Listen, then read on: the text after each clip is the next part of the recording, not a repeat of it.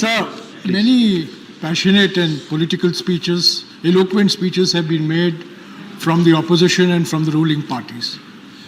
I have only 4 specific questions of the Honorable Finance Minister, and they relate to the budgetary arithmetic.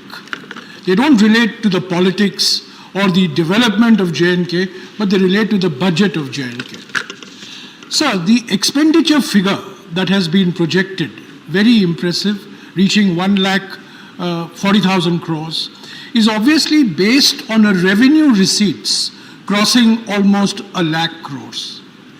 Now, so when I look at the papers and try to find out what is the source of this impressive increase in the revenue receipts, which accounts for the increase in the expenditure, it appears that a bulk of it is based on the sale of state PSUs, the sale of state public sector companies. So most state public sector companies in almost all states, but particularly in J&K, are either sick or are themselves dependent on budgetary support. So my first question to the Honorable Finance Minister is this assumption that you're going to generate a lot of revenue by selling state PSUs all that viable given the state of the PSUs in Jammu and Kashmir?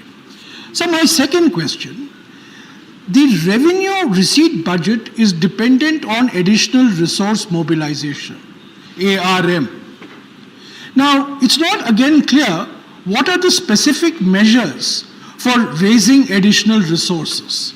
I can understand that the center will give more loans to the state, but that is not additional resource mobilization. You're not going to factor in loans from the center as additional resource mobilization. So I'd like to understand from the Honorable Finance Minister, so what are these additional resource mobilization?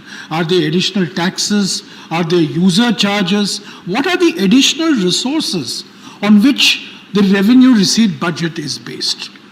So my third question, GST revenue is projected to double this year. This is very impressive, but it is also unprecedented. So I want to understand, I'm trying to understand what gives the Finance Minister and the formulators of the revenue budget the confidence that GST revenue is going to double in 1 year, which has not happened before anywhere. Finally, sir, the J&K Industrial Development Corporation, JKIDC, was set up to promote industrialization of the state, which we all support and which we all welcome. However, when you look at the way the JKIDC is structured, it has become a land bank. It is basically a land bank, and it has got enormous powers to either acquire land or to lease land or to get land, obviously to provide this land for private investors. No state in India today has the liberalized land market that exists in J&K. Not Maharashtra, not Tamil Nadu, not the northeast states. The most liberal land market today in India exists in J&K. Now, I want to understand from the Honorable Finance Minister that obviously this is in order to promote private investment, in order to catalyze private investment, which we all welcome. And we know that in the last 3 years, many MOUs have been signed. So I'd like to know from the Honorable Finance Minister, how many of these MOUs have actually been translated into projects? How many of these MOUs have actually started acquiring the land that is now being provided through the aegis of the JKIDC?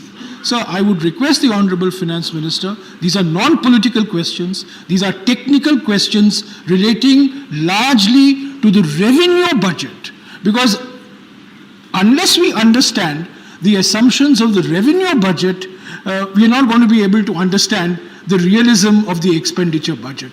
I welcome the expenditure budget, but I would like greater clarity on the pillars of the revenue budget. Thank you, sir. Thank you, Jairam Ramesh ji.